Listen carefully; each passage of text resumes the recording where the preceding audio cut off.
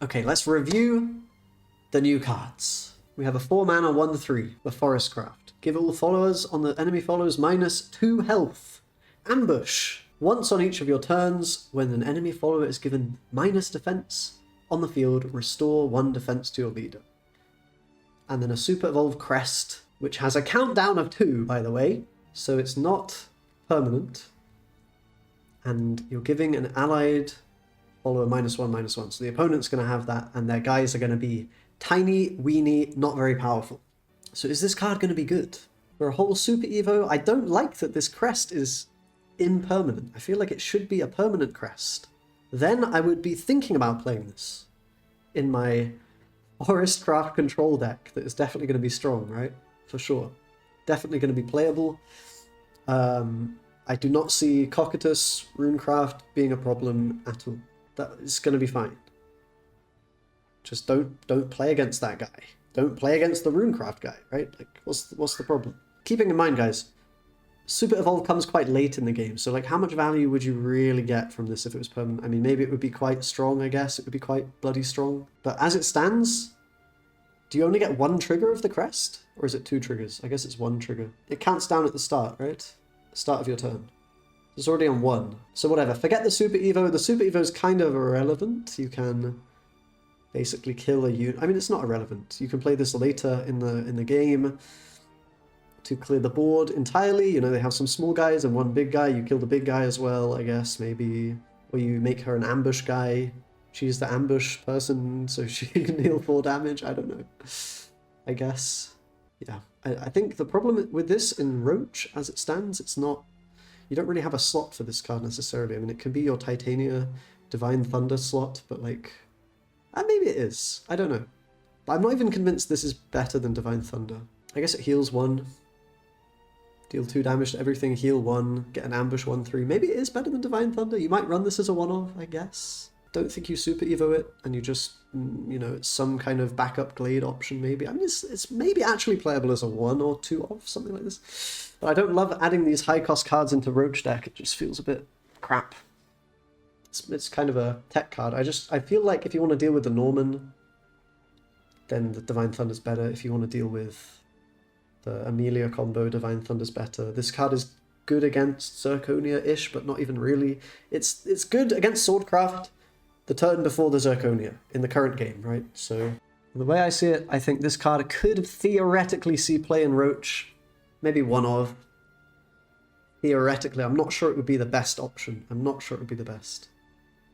But you could probably get away with it and it wouldn't be too bad. Otherwise, yes, obviously they want you to play this in the Control Forestcraft deck. With this guy, the 8-mana 6/6, Annihilation Manifest. What's he going to do? Well, firstly, you -6 an enemy. And if you evolve, you get a nice card that will win you the game instantly. Deal 6 damage to the enemy leader. If this guy's on the board, you deal 20 damage. So we're playing him. It's also going down in cost at the end of your turn by 1. So we're playing him, and then in 4 turns, it goes to a 2 cost, and maybe we can play another one of him, plus this card. Seems kind of clunky, to be honest, mate. It's not the worst effect. I mean, 6 damage. Maybe he doesn't die. Yeah, I mean, if he doesn't die, you win the game, but that's unlikely, isn't it? So I see this being sort of another Rose Queen, but without... At least you don't need 1-drops. So in theory, you could build Forest in a way where you just control the board and play good value cards, essentially. And you don't need to worry about generating a bunch of 1s. That's what they're pushing with this. Can that be good in the current game? Not really. Because Runecraft. But if Runecraft gets nerfed or something, if it's not flourishing in the meta, maybe Runecraft is somehow weak against certain other decks, and then Forestcraft. Concurrent of Unkilling, this is another one that would maybe fit in that deck, right? 9 mana, another pricey sort of endgame card, value card. When this enters the field, summon an exact copy and give it -0/-1. You can fill the board with this, right? Because it's not a fanfare. So this will copy itself. And you'll get a 4-6 and a 4-5 and a 4-4 and a 4-3 and a 4-2. And they all have Russian Ward. I mean, that's quite strong. It's kind of like an Amalia. Kind of a bit like an Amalia. You can clear the board, get a bunch of stats, throw an Evo onto it. It's quite sticky, quite powerful. OP in T2 for sure, in Take 2 for sure, a very good card. I don't know, I mean, if we are thinking about playing this Control Forest, of course this card is probably going to go in that deck. But again, is that going to be a playable deck? I don't know, maybe. It's hard to know without actually seeing the entire meta and how it all shapes out. I'm struggling to see it at the moment, but in the same way that, you know, like in theory, Fenny Dragoncraft could have been good, but in reality, in practice, it just doesn't work in the meta environment. Like in theory, in a vacuum, the Fenny Dragon deck is good, right? You draw through the deck, you wombo combo, but the reality, the practical problem is Runecraft comes and they bash you over the head with the big black guy and the decline, okay? There's not much more to say, right? So, I don't know where all the other Forestcraft cards are. This is it's a little bit underwhelming as a Roach main, what I'm seeing here. But okay, maybe there'll be some nice Roach cards coming in a couple of days. Who knows? Let's go to Swordcraft! Everyone's favourite faction, Swordcraft. We love Swordcraft, they're so cool. Swordcraft are the cool guys. They have swords, they kill the opponent. Very fun. So, this is the build-around card. Sinkiro, 6 mana, 5/6, fuse the loot cards, and Fanfare, deal X damage to all enemies. X is the number of differently named cards fused to this card. How many cards are there you can fuse? To be honest, mate, I don't know, but people tell me it's 4. People tell me there's 4 of them. The Gilded Blade, the Gilded Necklace, the Gilded Goblet, the Gilded Boots, okay? So this guy is going to be dealing a lot of damage. 4 damage to all enemies, including the enemy face. And if you Super Evo, it can deal 8. And it's even better than that, because it can kill, you know, sticky units like a zombie, or, you know, a coach woman or something like this. The sticky, hard to deal with units also get dealt with. So that's pretty strong. And this is only 6 mana. Wait, this is only 6 mana? Okay, this is a very strong payoff. A very, very strong payoff. It deals with Norman Golems. That is a great point. This guy plus Albert is game. Yes, kind of, but Albert comes quite late. The opponent's going to have a chance to heal, but this might be nasty for decks that don't have healing. I mean, yes. At the moment in the game, there's not that many decks that don't have any healing. It's sort of... Swordcraft is the main one that doesn't have much healing, and Forest a little bit as well. So into those 2 decks, it might be nasty, but again, you know, if Swordcraft's playing this sort of version, then they will have healing in some form, right? With the loot cards, I imagine. But okay, this does seem quite strong, like a good payoff for the loot stuff. So what exactly are the loot stuff? How are they working? We've got a 3 mana, 3/3. Gain a crest when you evolve it. You get a Gilded Blade and a Gilded Necklace. So you get 2 of the components.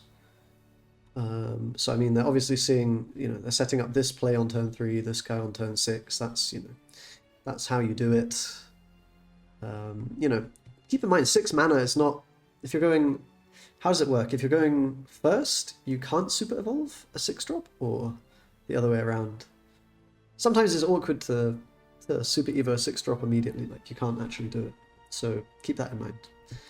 Might be more coming down on turn 7 often. Anyhow, she is crest countdown 8. So whenever you play a loot card or fuse loot to a card, advance the countdown. And it will then, when it times out, put a Remnant of Hollowness, which is 1 provision, not provision, this is not Gwent. 1 mana, deal 4 damage between all enemies. So I assume you're going to want to use that on the face to deal face damage, ideally. A little bit of a strange one. I mean, we're probably going to evolve this for sure, right? So the crest part is maybe not even that powerful. I mean, it is good, This gives you basically a little bit more, you know, base damage potential. 4 damage is a lot, to be fair, but they've got to have an empty board for that to work, so... I mean, you clear them and then you play this. It will probably be quite strong, actually. Okay.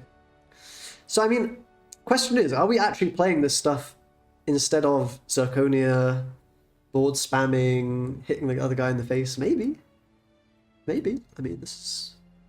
You know... If we think of the game as a kind of arms race...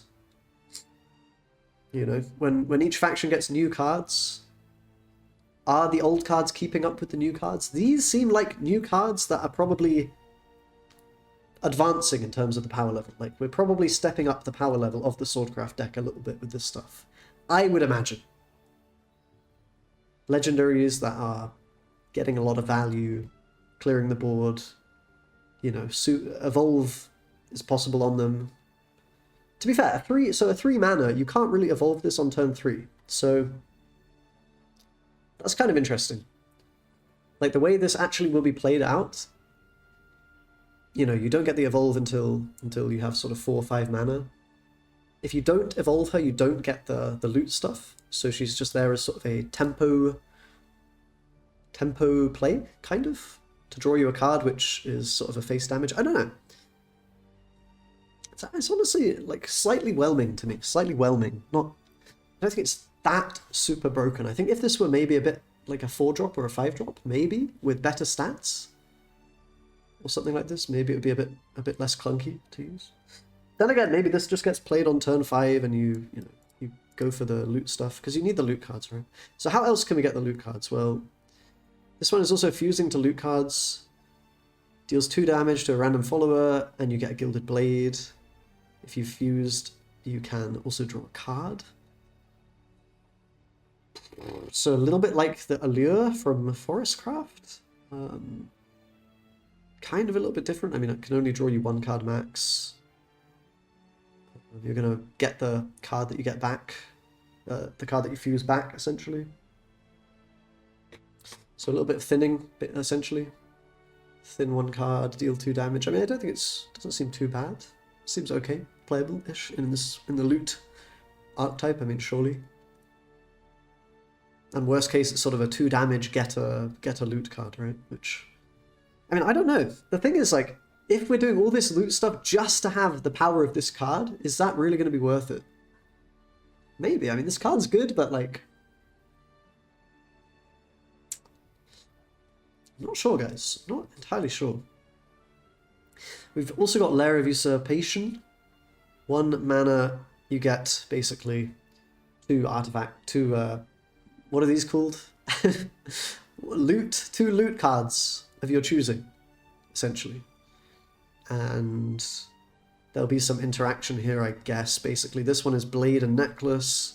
This one is Blade. This one is Blade and Necklace or Goblet and Boots. So I guess this one you'll be taking Goblet and Boots a lot with this. So worth keeping in mind, the loot cards can be played. You can deal damage with the Blade to an enemy leader or a guy. You can get 2 health, heal 2 to your leader.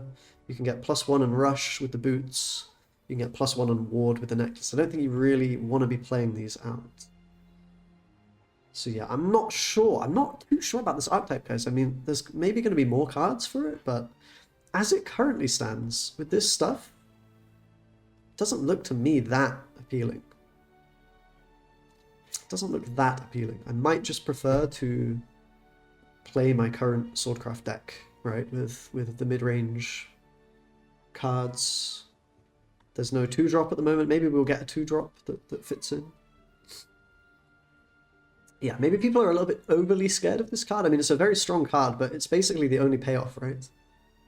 The only payoff for this loot archetype, and I don't even know how consistently you can pull that off. You need to draw the card, you need to fuse it. And, like, it's not that good. I mean, it's good, but it's 8 damage face is a board clear. Okay. Like, that's strong. No, don't get me wrong, that is strong. Like, perhaps that plus an Albert can be enough to win you a game, but, like, I don't know. Maybe we're playing a hybrid sort of loot plus some of the good Swordcraft golds like Zirconia and, you know, Perhaps we end up doing that. Or like a grindier sword deck, maybe. Like a more control-y sword. I don't know, it's a bit weird because also these cards seem to want you to go face. Potentially. Like this card seems like a card that wants to go to the face, if you can. Interesting. Definitely there's potential here, but I'm not sure if I'm seeing... Maybe some hybrid. I don't think you can build a deck entirely around this right now, but maybe... Okay. Runecraft cards. What do we got here? Not much for the time being. What diabolical things are they going to release? Good question. 2 mana, 1/1, fanfare, draw a card, evolve, select an enemy follower on the field and banish it. Super evolve, banish all copies of it. Is this card good? I don't think it's that good.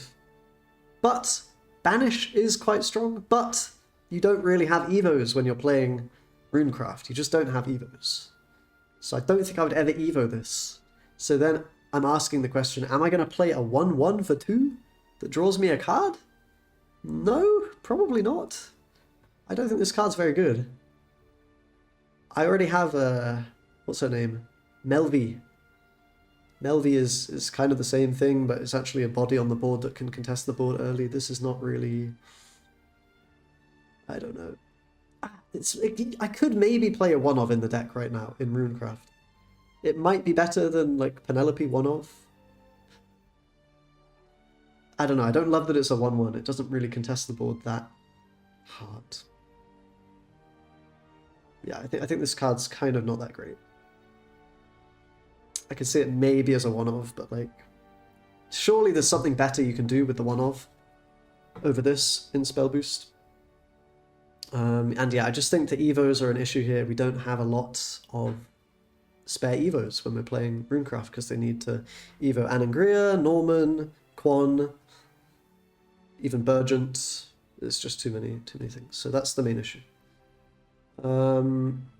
This one, kind of a weird card, 99999. Call the police. This guy is a 999. We've got Fanfare. Reduce the cost of all followers in your deck by 3. By 3! So I guess maybe they want you to play these 2 cards together, and then you can... Wow, we can cycle the deck with this. It's going to be 0. And we can cycle through the deck. I think that's what they're going for here, guys. But, like, I don't think we're going to do that unless they drastically change the Runecraft cards that are currently in the game. And transform a random spell into your hand into this card, Ursat's Elimination, and it costs 0 until end of turn. Increase the cost of all followers in your hand by 1, destroy all enemy followers. I mean, honestly, this card is interesting. Let's not write it off completely, because you reduce all the follower costs by 3. I mean, that's something. That is something. You know, we can, in fact, we can even make Cocytus 7 mana instead of 10. That's pretty sick. Yeah, I don't know. It's a little bit hard to justify playing the 9, but then again, you clear the board with it, so... I don't know. Do I see this being played in Runecraft? I mean, it might honestly be not the worst thing ever. I mean, I'm just imagining, you know, you make all your guys cheap, then you can maybe do some drawing in the late game. It's just, usually you've already won the game at that point, right, when you get to the late game, but I could maybe see this being played as like a one-off or so. The problem is you're maybe transforming your decline and getting rid of a decline, which could be kind of sus. You don't really want to get rid of that card. That card's very good. But I don't know. I wouldn't rule this card out because the stats are decent. It can clear the board immediately. This does increase the cost of all your followers by 1, so that's a downside. You ideally want to have a lot of spells in your hand when you play this and a lot of units in your deck, so it's kind of weird and wacky. I'm not sure. Maybe an Earth Rune kind of card as well, maybe, I guess, but maybe if you're playing like a low spell count kind of deck, but then again, you don't really want to increase your follower cost. That feels pretty shit. But no, it's not the stats that are good. It's more just it can clear the board, right, without an Evo, which is quite strong, generally speaking. Like, it's like a William, but without much of a precondition. You just need one spell in hand. It just completely wipes the board, puts up a big body. And this Fanfare ability, I think, is quite strong. You know, if you're imagining you have, like, Anangria for 2 mana, you know, things like this, could be quite strong. The thing is, the game's usually over at that point anyway, so I don't know. Might be clunky, might be weird with the declaims. I'm not sure. Not sure about that one. Okay, let's go to Dragons. Dragoncraft. Some interesting cards here. 5 mana, 5/5. Gain Crest, and Enhance 7 has Storm, so you can throw this with Storm if you want, as a follow-up to your Forte turn or whatever. Turn 6 Forte, turn 7 this guy, bash the face maybe. So I'm a little bit confused, because this card seems like it wants to be played in a face-ish deck. Like, turn 7, we don't really have a great go-face play. So maybe this would be that. Once on each of your turns, when this follower takes damage but isn't destroyed, deal 3 damage to a random enemy follower. And the crest is once on each of your turns, when an allied follower takes damage but isn't destroyed, you get Fangs of Ardent Destruction into your hand. So 0 mana, just deal 1 damage to all followers. So in some way, this looks to me like...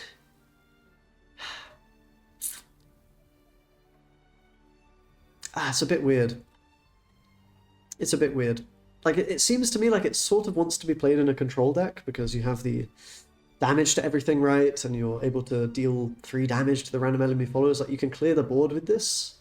Like, maybe you play this on 5, you evo it, you deal 3 damage, you kill a unit, you get one of these into your hand, maybe even play it, kill the 1-drops.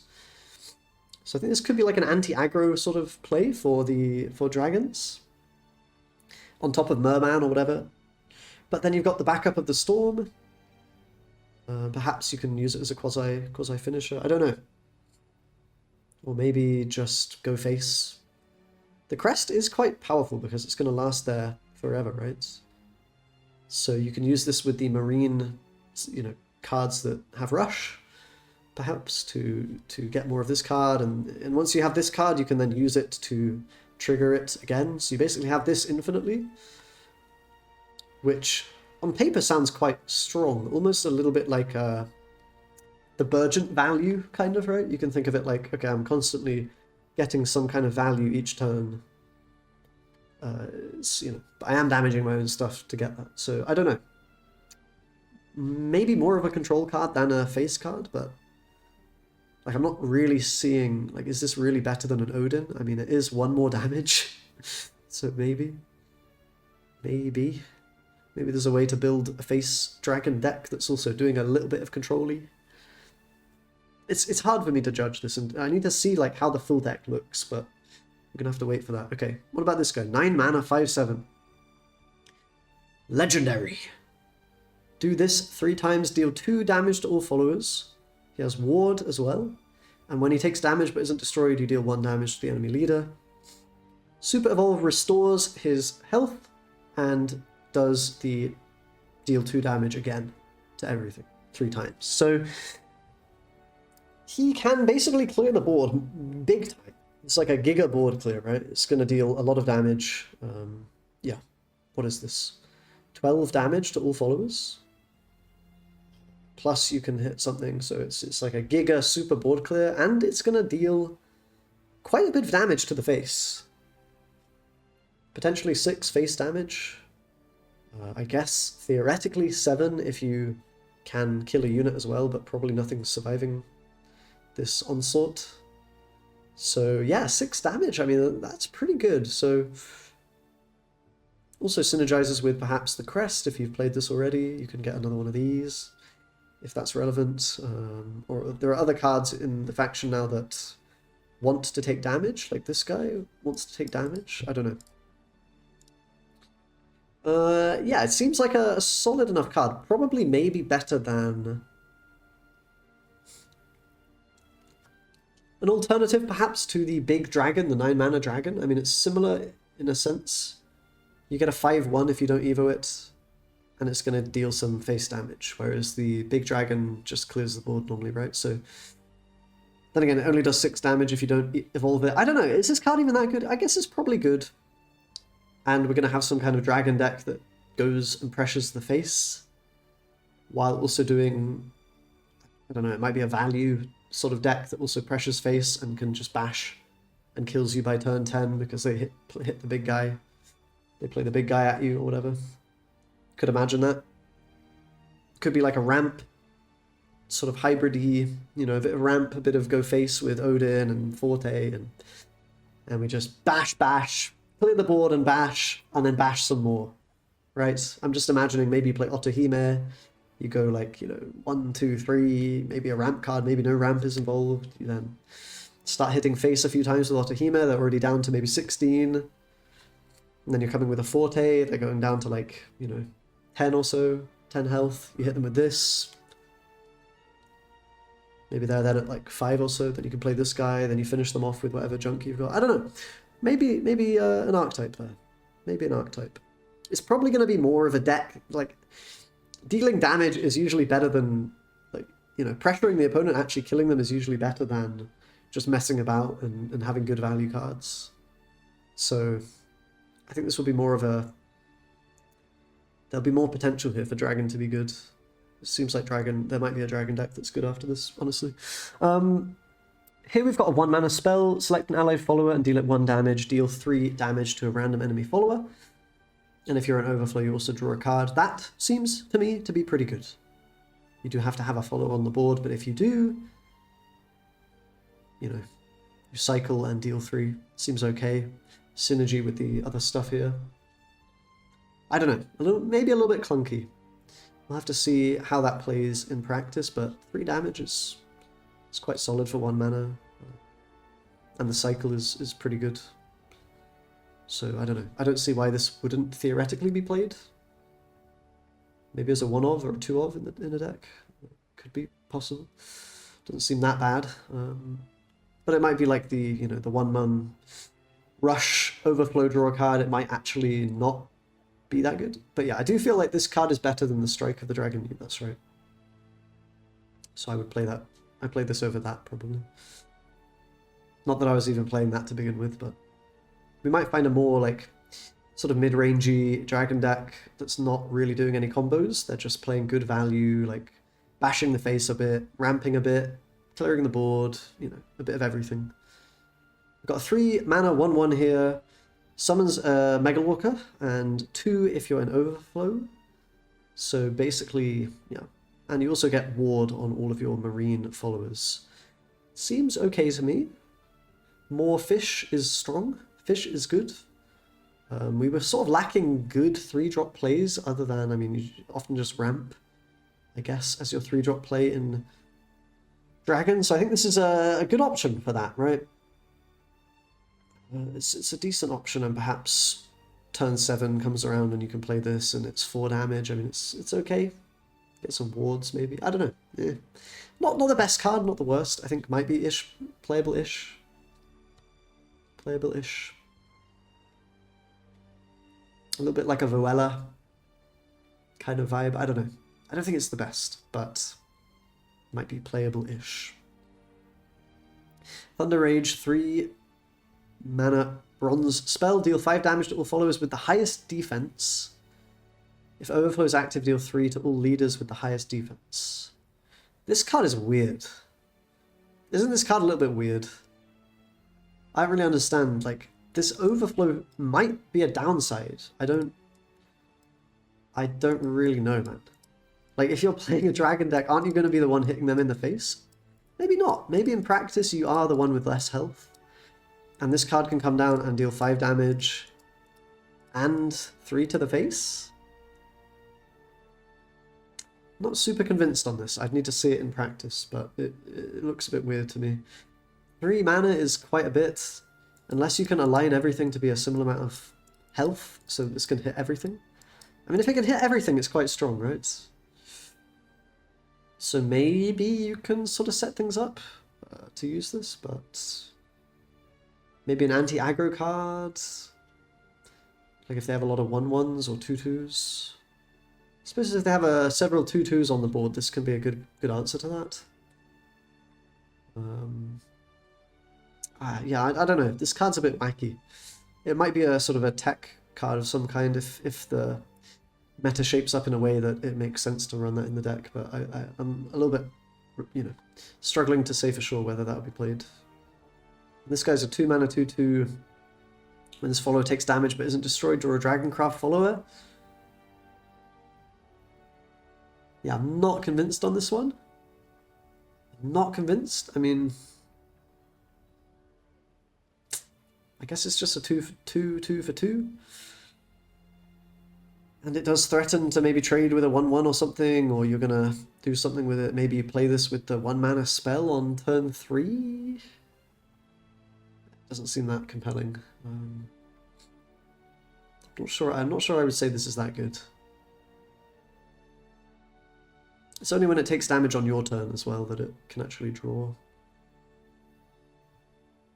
Might be played, might be playable in the control-y deck, but like, yeah. I suppose, it's a 2-drop early game, and then later game you can cycle it, which isn't the worst thing ever. You do sort of want to cycle your, I suppose you can Evo him and then draw a bunch of cards with stuff, but that seems a bit silly. Maybe not. Maybe that's not even silly. I don't know. This card's... yeah, maybe. Sure, maybe. Sure. Maybe. Yeah, sure. Yeah, sure, maybe. Maybe. I don't know. Do we really play this over Feline and Mega Lorcas and all this stuff? I don't know. Maybe in addition to those, but I feel like you're... maybe. It's kind of an okay card. I don't know. I'm not sure I would put this in my deck. We'll see how it plays in practice. Not sure I would use it. Depends on how the deck wants to look, how many 2-drops you want. Which 2-drops you want. Okay. Abyss. Bro, I don't even know what to say about Abyss with the Faith mechanic. You get the Faith mechanic, and your Faith starts at 0, and it's automatically there. And then when you select modes, it goes up by 1. And do you have to play this card to get the Faith? I guess not.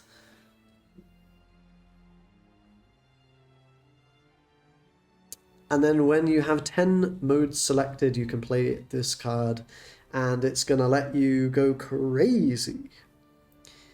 Go absolutely crazy. Also, she has a pretty interesting Super Evolve effect. This is actually quite a strong effect, I think, in a control-y style of Abysscraft.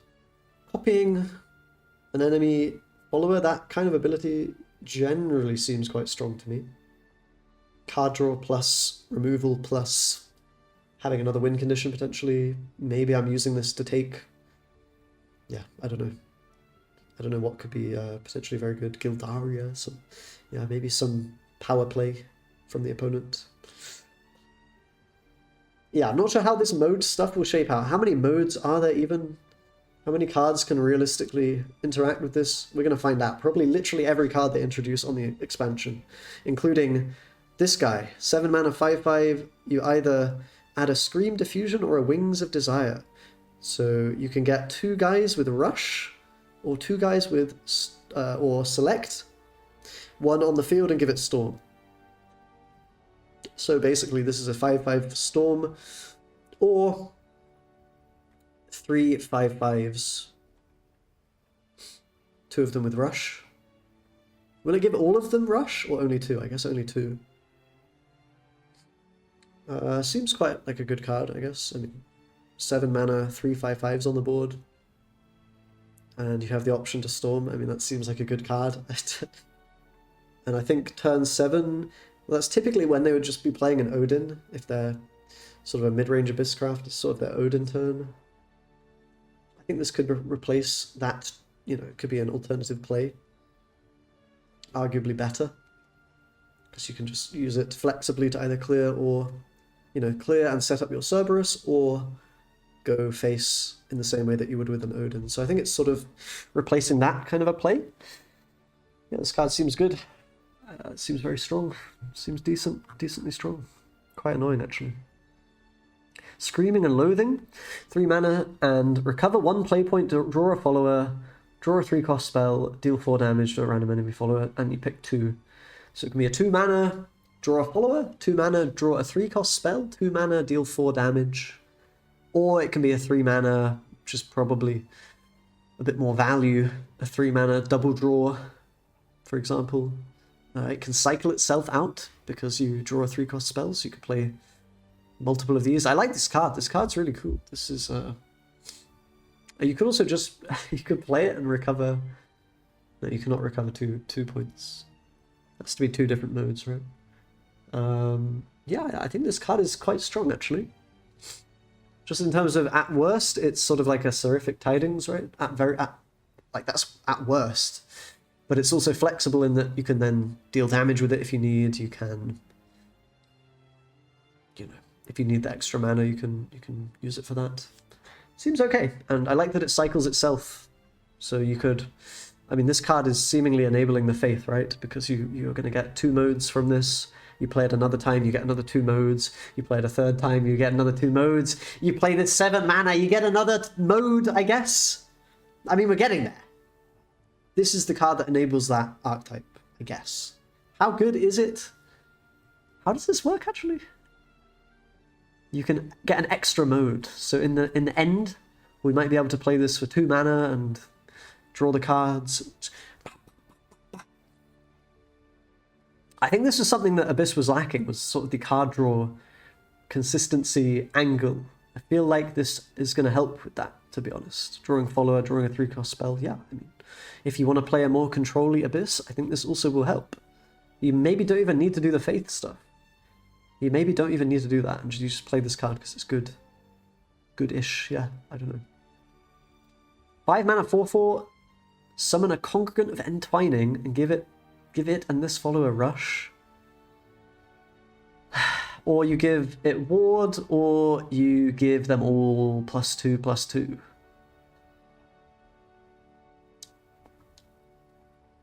And then you can replicate the effect with a super evolve. Okay, this card's interesting. So you basically 2 4/4s with rush, or 2 4/4s with ward, or 2 6/6s with rush. I mean, this card seems quite good. I don't know.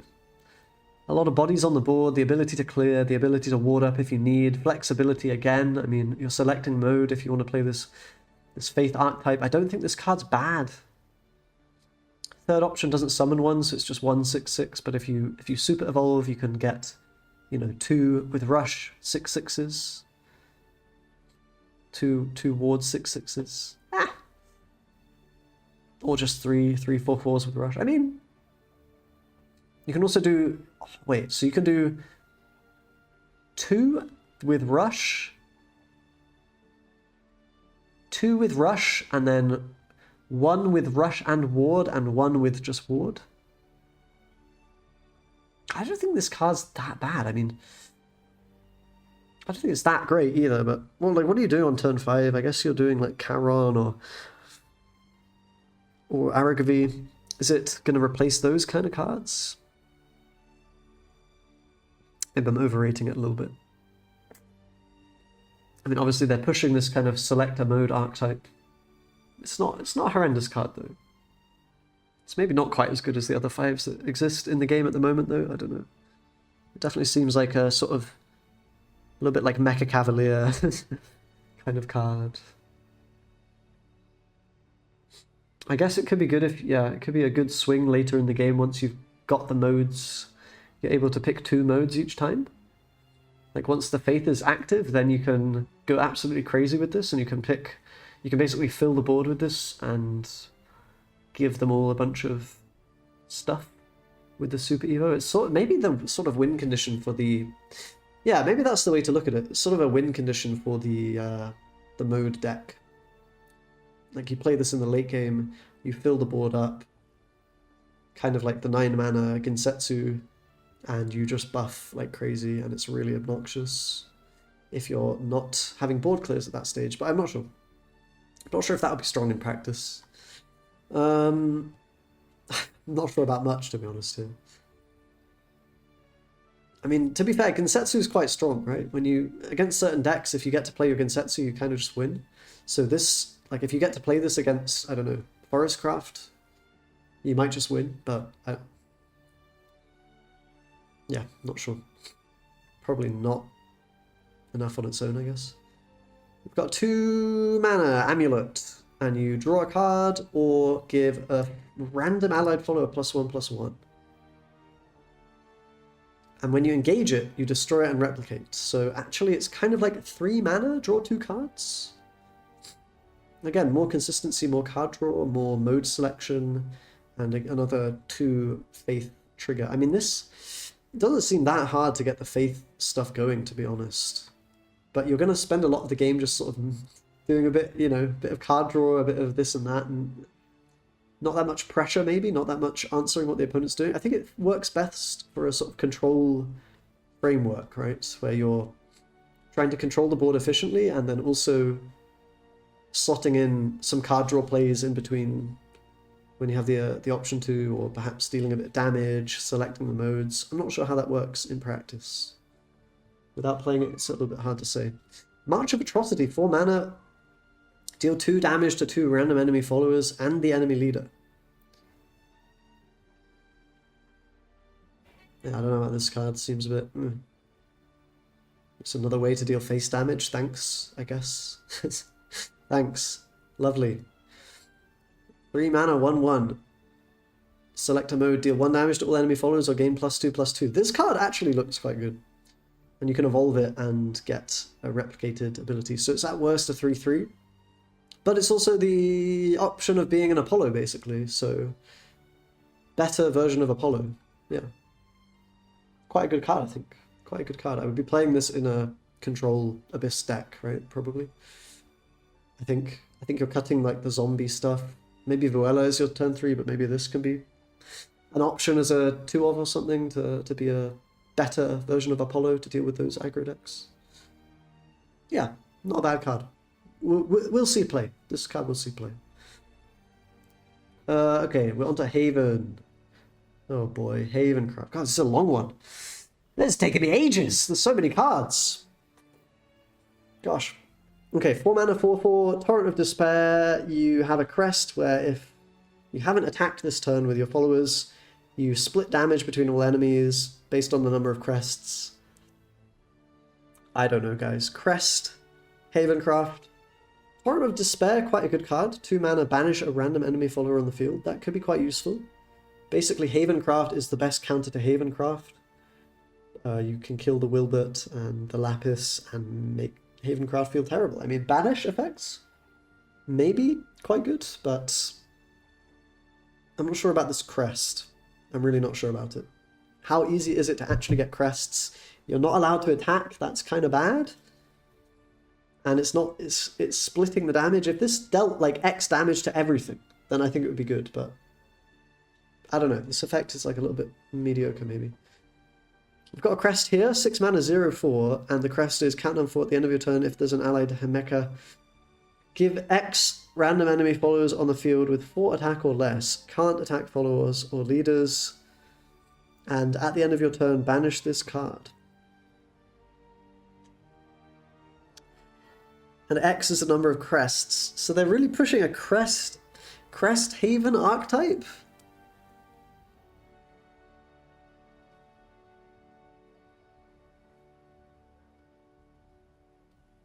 Maybe not. Yeah, I don't know. Maybe we're underrating this. It might not be that bad. So this is basically obnoxious Havencraft. And they're going to board lock you and they're going to piss you off. Sets the attack of all enemy followers with a Super Evo. That's helpful. That's helpful. I don't know. I don't know that this is that bad. I mean, it's clearing the board. The question is, how do we win the game? I mean, this is dealing damage to the face as well. Interesting. Interesting. We've got Shining Disenchantment. Countdown 4 last words. Deal 4 damage, split between all enemies. Restore 4 defense to your leader. I mean, this card, what is this, mate?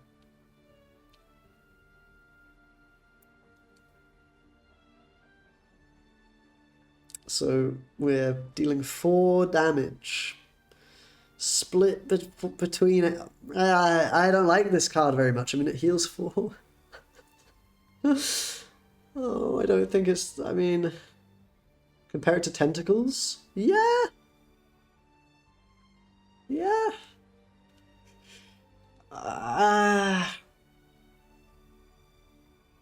Okay, so, yeah, I mean, okay, 4 damage. Heal 4. Compare it to Tentacles, it's kind of okay. I don't know, maybe. So what's the idea? We're just chilling and we're trying to burn the enemy down with a bit of chip damage. And maybe we play some kind of a finisher, like a Griffin or something, and we kill them come turn 9 or 10. I don't know. Is that going to work? Maybe.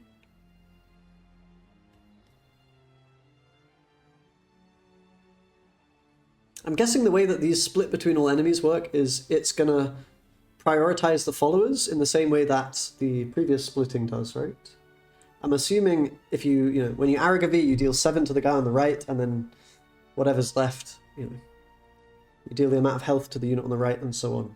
I'm assuming it's going to work in the same way, like you deal 4 damage to the guy on the right, and if there's any left, it goes to the face. So the fact that it's controllable is going to be good, right? The fact that it's controllable and you can manage where the damage goes, and you can say, okay, I'm going to make sure I set up this is dealing me some 4 damage here, and this crest this turn is dealing, 3 damage or whatever, so we're dealing 7 damage in total. I mean, this might feel a little bit like it feels, you know how it feels to play against Forestcraft when they have the cannon on the board? The ancient cannon, and it's just shooting every turn, clearing your board, and you feel like a bit miserable because they didn't really invest anything and your board just gets cleared. It could be a similar feeling to that playing against this. I don't know, it might not even be that bad. It might just be like, oh no, okay, Cresthavencraft, he played his Grimnir on 3, he played his Marrowin, he played it and he evolved it, and now they've got a billion crests and I take damage every turn and my life is terrible. Could be a bit like that. I don't know, it might not even be that bad. I'm kind of not a hater. Got Wilbert, which is a crest already, and it's a good card. Like, that's already a very good card. You get more value playing the crest. I'm talking myself into it. This is the kind of deck where you just throw out all of your Super Evos very early, and Haven wanted to do that already, kind of. So we just play all of our evolves. We say, okay, I'm down on the evolve game, but it's fine because my cards will clear without me even needing Evos, right? I just play Jian, deal 6 to everything, and then I clean up the rest with this. I don't know. Might be a thing. Could maybe be a thing. Like, Haven doesn't really need the Evos in the same way that, like, a Runecraft does, because Runecraft needs the Evos to finish the game, right? To win. Whereas this, you can probably play all of your Evos out, and then you can still grind, in a way. So I'm not even hating this. And maybe there's a way to, like, I don't know, maybe we play Haven with this card here, the tablet, and we play a Highlander Haven, and we play all the crests, and we put out a bunch of crests, and we draw through the deck, and bang, bang, bang, bang, bang. I don't know. Maybe. I'm kind of like, I want to try that. I want to try that. I haven't even got to the end here. 5 mana, 2/4. Select an enemy follower. Oh, another crest? Select an enemy on the field and destroy it? That's a strong effect. Very strong effect. Well, decently strong. And we get a crest if we evolve. So we can kill 2 units. I mean, this is good. This is good stuff. This is we're already killing Alouette with this. That's a good check, Can you kill Alouette? Can't quite kill Zirconia. At the end of your turn, if allied followers didn't attack, draw a follow with 4 defense. Wow. Wow, the deck building potential. 4 defense. 4 defense. 4 defense. 4 defense! Who else has 4 defense? Okay, this is exciting actually, guys. This is like deck building possibilities going on here. This is some real deck building juice available, okay? Olivia has 4 defense. That's nice. Nice pickup. Who else? Aether has 4 defense. I'm trying to think. There's some things here. This card seems pretty good to me. Like, obviously, we probably will want to attack the first time we play it, but it's kind of okay. As long as this triggers once, you sort of got your value in a way, right? Maybe. Maybe you even trigger this twice, and then it's actually quite a decent card, because you can think of it sort of like a Sylvia.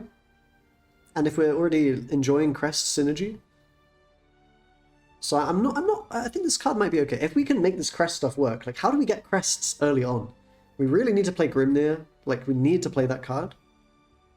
This is another 3 mana crest. Okay, this is good. We have more crest stuff. We definitely need to play Grimnir. I mean, that's the key card. So maybe we coin Grimnir into this, into 4-drop. Evolve the 4-drop, then we're dealing like, what, 3 damage per turn? I mean, that sounds quite good to me, honestly. 3 damage for free? That's like having a artifact cannon on the board, kind of. In some way. I mean, I don't know. This might actually be quite strong. And you can't interact with the crest. Like, crest is a crest. It's there forever. Anyway, this is a 1/4 ward. Guys, it's getting me excited for the expansion. Oh, I'm so excited. And it's coming out so soon. It's coming out on my brother's birthday. Countdown 4. End of your turn. If allied followers didn't attack, restore 1 defense. Okay, so this is like the chill.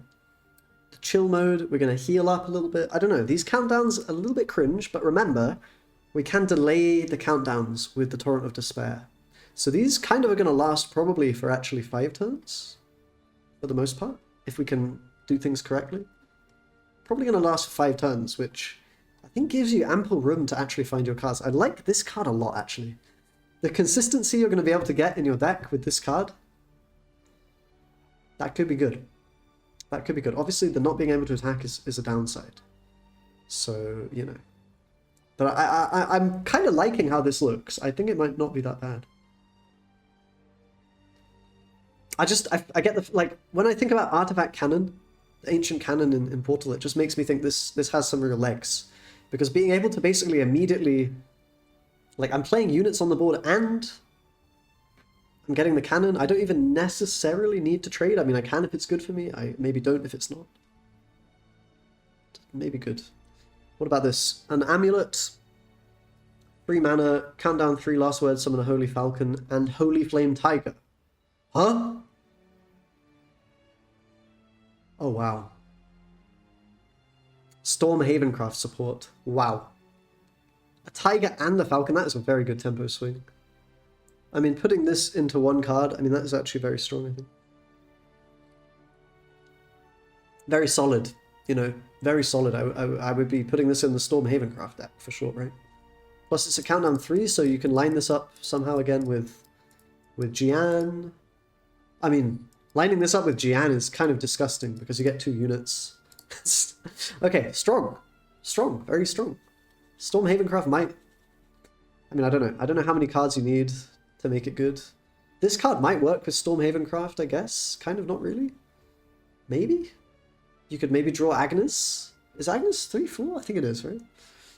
So you could draw Agnes into your hand, perhaps? Requires you not attacking? I don't know. That might not work very well, but there's maybe potential to play that. This is really good with Jian, yeah. Really, really good. I mean, we can... yeah. Cool. I mean, not cool. I'm not going to enjoy playing against that. Deal 3 damage, 4 mana, deal 3 damage to all enemy followers, enhance 8, draw 3 cards, restore 3 defense. Wow. Wow, that is a cool card. I mean, this is the kind of thing that is going to work very nicely, I think, with the crest grindy stuff, right? Just clear the board efficiently, and we have the option to draw a bunch of cards. I mean, I like this card. Seems good. Seems helps you win the grind game. And yeah, drawing 3 cards is powerful. That's a lot of card draw. Like, if you know, in terms of Norman is insane when it draws 3 cards. This is, I think card draw for Haven is going to be quite okay now, right? I mean, it does come quite late, but again, very good in take 2. Yes, solid. I think solid. Okay. Forestcraft. 4 mana, 2/4, can't be destroyed by abilities, and get a melodious monody. What is a monody? I don't know. And we can get an egg if we evolve. We get Psalm. So the eggs, they are basically every turn they're flipping to the other version, and one of them deals damage and one of them heals. So one turn you get a heal, the next turn you get a damage, the next turn you get a heal, and then you get a damage. Okay. And this spell we can destroy one of the eggs and deal 4 damage to a random enemy follower. So this seems like the card you will play in the Egg Portalcraft deck, a whole new archetype. Would this work well in Portalcraft, in the sort of puppet decks perhaps? I don't know. Maybe not. Bit of anti-synergy with Orcus board space. I don't know. Maybe it's fine. Maybe you are going to play the eggs and you're going to destroy them, and then you're going to try to finish the opponent with Orcus and Odin and things like this. I don't know if that will work. We're going to try to speed up the egging process by destroying things, yeah? Might be okay. I mean, will be a bit annoying for aggro decks because, you know, you're healing constantly as well. It's going to be difficult to beat them down, which is typically what Portal has been good at. It's like dealing with aggro effectively. So maybe no Orcus, maybe just go face with Odin. Yeah, okay. What about this? 2 mana, 3 ward, can't be destroyed by abilities. I like that they're leaning into this as Portal's sort of mechanic. They can't be destroyed by abilities. Kind of interesting. Deal X damage to the enemy leader with the Super Evolve. X is the number of allied cards on the field. Destroy all other allied cards. So I guess what they're pushing us towards here is we're going to try to play a lot of these eggs. We're going to try to have quite a few of them on the board. And then we're going to try to destroy them and deal damage to the face. I mean, I don't know. I don't hate it. That might be a thing. Yeah, okay. I mean, this card's stat line is very good. 2/4 ward, 3 mana. That's pretty nice. I mean, it's not the worst thing ever. Not the best, but not the worst. Definitely good against aggro. That's the vibe I'm getting. Like, obviously, Super Evolve, quite pricey, but this is like maybe a late game sort of way to push damage, way to finish the game out with your eggs. You know, if we have eggs on the board, we can deal, what, 4 damage, 5 with this, and then maybe 2 eggs. This could be a 7 damage play, essentially. Later in the game, like if you play this with an Odin, you're then talking like 11 damage. I mean, that's quite scary. I mean, turn 10, yeah, probably not. But there's something there, I think. Like, the eggs maybe can do something. They're just going to be quite grindy, quite chippy, chip the damage in. I think you might die faster than you guys are imagining when you look at these cards. I don't know, though. Maybe not. Okay. What about this? 6 mana, 3/3. Destroy X random enemy followers. X is the number of allied cards on the field, other allied cards. Destroy all other allied cards on the field. So again, this one is going to destroy your eggs, destroy the enemies. There's some synergies with puppets and stuff as well, I guess. If you wanted to try that, there might be some hybrid puppets, eggs. I guess that's what you'll have to do to fill out the deck. There probably won't be enough cards to only play egg synergy, right? It will be like, you know, puppet theater, and we play some puppets on the board which synergize with this, and they synergize with this, and I don't know if this is that bad. We destroy quite a lot of stuff. Quite a powerful board clear. And you know, if we don't care about, like when I was first looking at these cards, I was thinking, okay, destroy your own stuff, that's rubbish. But no, I think if we're playing puppets, do we really care about destroying the 0-cost shitty puppet? Not really. We're fine with that. We're fine with destroying the egg and progressing the win condition as well, right? Healing or damaging. So I think there's something here again. It's hard to say before you try these like completely new archetypes whether they're actually strong, but yeah, if you have multiple eggs, like these cards go huge, no? The real question is, can you develop the eggs in an efficient way? And I'm thinking probably yes, because like this card is not too bad, right?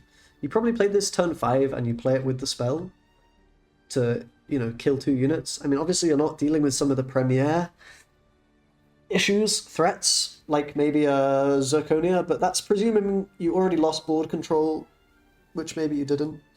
Like, Portalcraft has quite a strong early game, so if you're fighting for the board, I could imagine that you can develop the egg without losing too much tempo. And then you can then follow up and have some powerful effects like this. So yeah, we'll see. What about this? Select an allied card in the field, destroy it, summon an egg? So this card doubles your eggs, basically. Or it can be a backup if you haven't found an egg yet. You can just create new eggs. I mean, yeah. So this is not, we're not playing Orcus in this deck, because we are basically going to just egg it up. I like the idea of this deck, guys. Doesn't this sound quite OP? Actually? When I think about this, it sounds kind of OP. Like, I'm just going to have eggs on the board, and the opponent's going to be like, oh my god, he's healing 2. He's healing 1 every turn, essentially. If you have 2 eggs, you're healing 1 every turn. And dealing 1 damage every turn. If you have 4 eggs, you're healing 2 and dealing 2 every turn. That's quite an engine.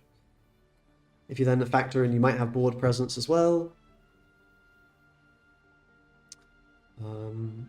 Yeah, I mean, there's something here, I think. Definitely good into aggro, right? I think. Should be annoying for aggro. Because you're not all in on trying to kill the opponent, but eventually they're going to come into lethal threshold and you've been healing yourself up for free. And yeah. 2 mana, Amulet, select an allied card on the field and destroy it. If one was selected, draw 2 cards. Plus words, draw a card. Wow, so this is... is it like an engage? I'm a little bit confused about this card. There's no engage on this, I guess? So it's basically one that you put on the board and then you use it to destroy it with your other effects. In which case you will draw 3 cards from that interaction. Seems pretty strong, I mean. This is the card draw part of this whole egg engine, right? So once we've developed some eggs, we could then play this for card draw, get some cards, have another target on the board for our later stuff. I mean, guys, I don't think this effect is bad. I think this effect is quite strong, right? And this effect, this guy is really powerful. Like just giga board clear. I mean, these are some power plays. I mean, the amount of damage you're going to be able to deal to the face is quite nasty. Okay, we've also got a bronze here, a 4-mana 4/4, gains X plus X, blah blah blah, and destroys the card. So this is just basically a... It's only really there to just chain. This one looks a bit mid. It does have ward, but this card seems a bit costly for what it's going to do. It's not really... I mean, it's kind of triggering all your stuff, right? So it's unironically better Amatats. Yeah, I don't know. I'm not sure how to judge a card like this, because yeah, you can trigger the stuff, but like realistically, what does that entail? It's probably like best case, you're gonna heal 2 or like heal 1, deal 1 damage, and draw a card, something like this. But when you factor in that those cards, their value's already baked into the assumption that they're going to be destroyed at some point. I mean, I guess you might play this card, but I'm just not that sure it will be that impactful. It might be sort of like a, you don't run many copies of it in the deck kind of a card.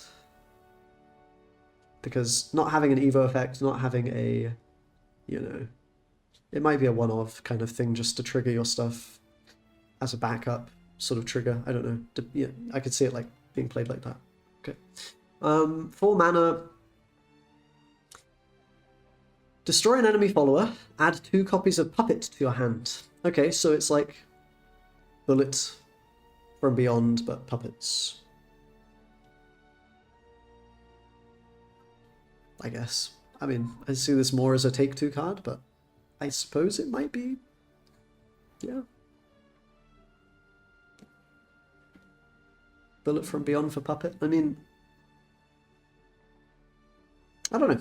Might not be a terrible card. I mean, this does give you bodies to synergize with your stuff. if we're thinking of this as more of a control deck, then I think it might be playable. I'm not convinced that... Yeah, I mean, it's okay. An okay card, I don't know. You might run this depending on how things shape up in the meta and what you need to be able to answer and all the rest of it. Okay, we're almost there. Now we've got the neutral cards. We've got the Majerabane, or Jerry as everyone calls him. Add a crest. Oh, Havencraft. Crest. Great testimony. When you gain this crest, replace your deck with the Majerabane deck and transform the Reaper card at the bottom of your deck into a victory card. At the end of your turn, discard all cards not named Great Testimony and draw 6 cards. You get a Great Testimony as the fanfare. So select an enemy follower and on the field and destroy it. Strong, quite a strong card to get for free. I mean, you only get one of them, but yeah, that's a strong effect.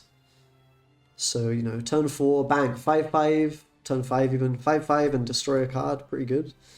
And we now have the Majerabane deck, which is basically the entire expansion. 76 cards, and we're going to draw 6 cards each turn. So once we get to the bottom of the deck, we win the game. Seems a bit of a meme, but... I mean, we've been looking at all the cards here, like, what are we doing? Are they even good cards? There are some good cards. But... I don't know, mate. Probably a bit of a meme, this card. It's hard to imagine this being good.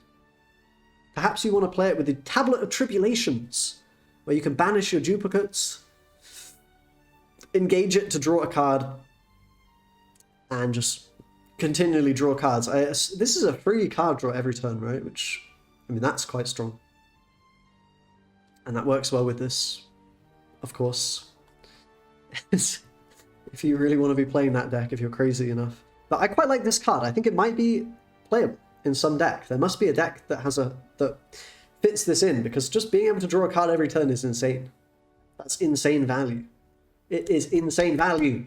You probably don't want to mull your whole deck unless you're playing this Jerry card, or unless you're playing Cocytus. In which case, the thinning effect could also be very strong, because you can make your deck actually only good cards, essentially, right? Sometimes you have the issue of, you know, you're playing a lot of these crappy bronzes and stuff, and they're not so good later in the game. I get rid of all of that junk. Now my deck is just good stuff. Now we play the game. Now I draw an extra card every turn. I think this card will be strong. For sure. For sure. I'm going to say for sure. This card will be strong. I just don't know exactly what deck it will be strong in, but I'm like very sure that this card will be played in some deck. The value is just too good. And yeah, I mean, I'm already imagining some decks that could use this. It's probably going to be Havencraft, if I had to guess, some kind of Havencraft, because I think they have a lot of cards that are very good one-offs, and they're a deck that probably is happy to play Cocytus and play like a control game plan. You probably want to be a deck that's running Cocytus if you run this, I would guess, maybe. Either that or a Highlander deck. Those are the two options, so yeah. Either Havencraft or... I think Havencraft's the best contender for a Highlander deck at the moment. And it also just benefits from the card draw and the amulet synergy even as well with Rodeo and things like this. Yeah, I think this card will be usable. I think it'll be cool. I'm excited to try this one. This is one of those build-around cards that would be really cool. And finally, we have the Courage Bearer. 3 mana, 3/1, gold neutral follower, activates in hand. Whenever an enemy follower super evolves, it gets Storm. No! This is Baby Odin! It's the Baby Odin! It's the Odin after the Odin! It's the Odin that you play after you played Odin and super evolved at Odin. And then you play another Odin, little baby Odin, for 3 damage. Great! Normally it has Rush, so it's not the worst thing ever.